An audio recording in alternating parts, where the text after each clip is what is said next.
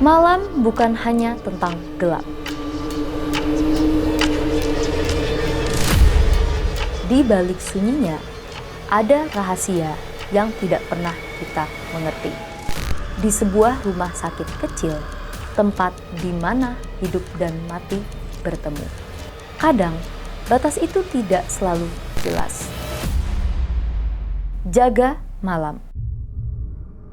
Kali ini, kita akan masuk ke sebuah kisah tentang seorang sapam yang baru mulai bekerja, yang mendapatkan sebuah panggilan misterius, dan tentang rahasia ruang jenazah yang seharusnya menyimpan orang mati, tapi justru menyimpan misteri. Inilah Petaka, pesan tak kasat mata. Cuma di sini, bayangan tak mau pergi.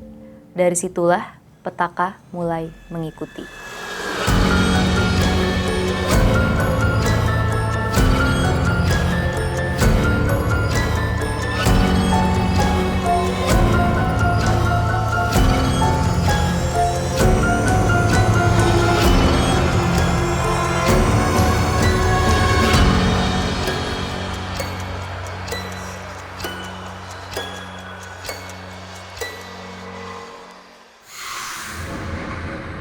Jam malam.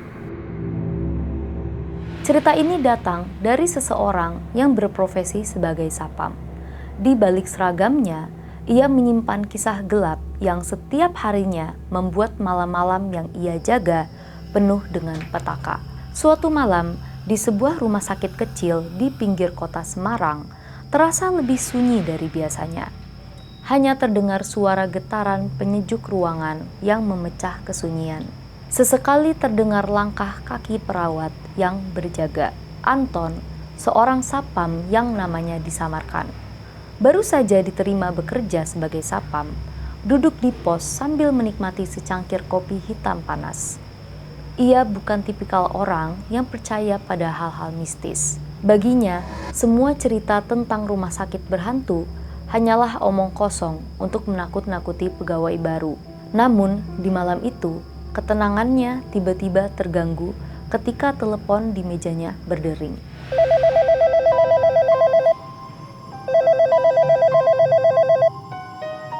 Anton mengangkatnya dengan santai. Halo, pos keamanan rumah sakit Melati. Ada yang bisa dibantu? Halo, dengan siapa ini? Halo? Halo? Siapa ini? Di ujung sambungan telepon, tak ada suara balasan. Tapi terdengar samar suara napas pelan. Halo? Halo? Dengan siapa ini? Tiba-tiba suara lirih terdengar, hampir seperti bisikan yang menembus kegelapan. Pak, tolong, saya masih di sini. Suara itu terdengar lemah, hampir seperti suara orang yang sedang sekarat. Jantung Anton mulai berdegup. Siapa ini? Anda di mana?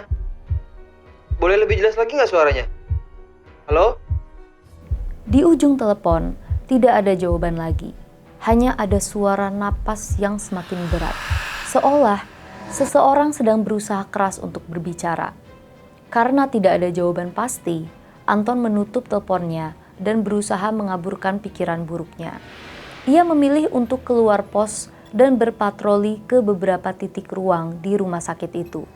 Namanya rumah sakit kecil di pinggir kota, tak banyak kegiatan di dalamnya. Tak seperti rumah sakit di kota-kota besar pada umumnya. Namun, Anton tetap berjaga sesuai standar kerja. Dengan senter di tangan, ia menuruni tangga menuju lantai bawah yang sunyi. Udara di sana terasa lebih dingin dari biasanya, seolah-olah ada sesuatu yang tidak wajar.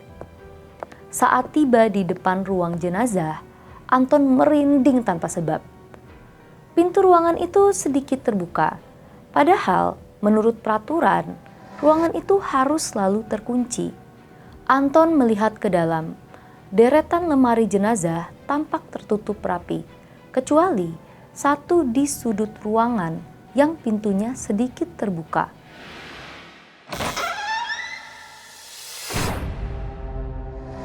Anton sempat berpikir, mana mungkin petugas jaga lupa menutupnya dengan benar. Anton mencoba menenangkan dirinya sendiri. Namun, ketika Anton mau menutup pintu, sesuatu membuat bulu kuduknya berdiri. Ada jejak kaki basah di lantai, mengarah dari lemari jenazah ke arah telepon di dinding ruang jenazah. Jejak kaki itu terlihat segar, seolah-olah baru saja ada yang melangkah. Anton mulai merasa ada yang tidak beres. Ia mencoba berpikir logis. Mungkinkah ada seseorang yang mencurigakan masuk atau terjadi kesalahan prosedur? Tapi ia melihat sesuatu yang membuatnya bergidik. Jejak kaki itu berbalik arah kembali ke lemari jenazah yang terbuka. Jantung Anton berdegup kencang. Ia mencoba menarik napas dalam, tapi udara terasa berat. Tiba-tiba ada suara. Pak, tolong, saya masih di sini. Pintu ruang jenazah menutup sendiri di belakang Anton. Anton berbalik arah dengan cepat, mencoba buka pintu, tapi gagangnya macet. Pintu itu terkunci. Lampu ruangan tiba-tiba berkedip, menciptakan bayangan yang bergerak-gerak di dinding. Anton mencoba menarik napas dalam dan membuka gagang pintu lagi, tapi tetap sulit terbuka. Lalu ada suara samar-samar terdengar dari lemari jenazah yang terbuka. Pak, tolong, saya masih di sini. Suara itu sama seperti yang ia dengar di telepon sebelumnya. Anton terpaku, tubuh dan tangannya bergetar. Ia menyorotkan senter ke arah lemari jenazah untuk memperjelas pandangannya. Anton hampir pingsan karena ia melihat ada sebentuk kain putih dan bergerak sendiri.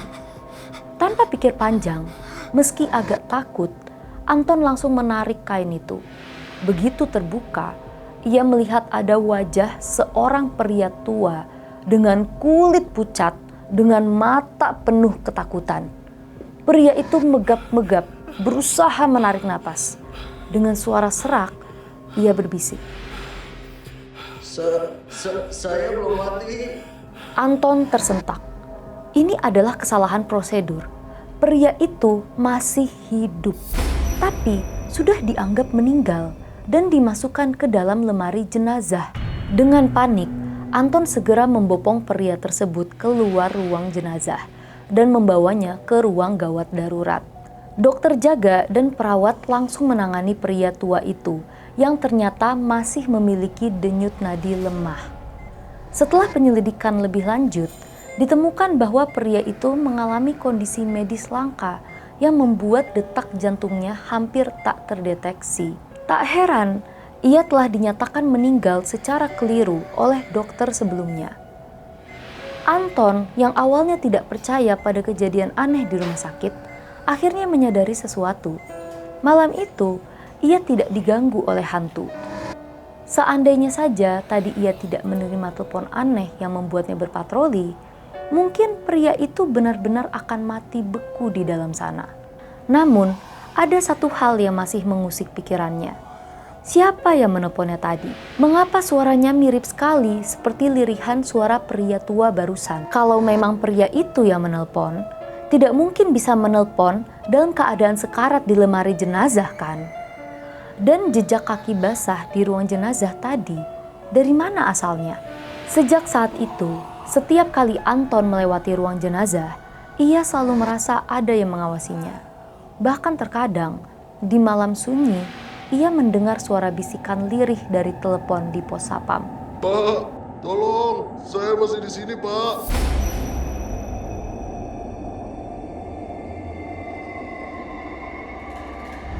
Ketika tubuh terbujur kaku, namun jari masih bergerak, siapa yang sebenarnya kita lihat? Seorang yang hidup atau arwah yang enggan pergi? Dalam jaga malam itu, nyawa bukan hanya soal detak jantung, tapi bisikan yang tak bisa dijelaskan.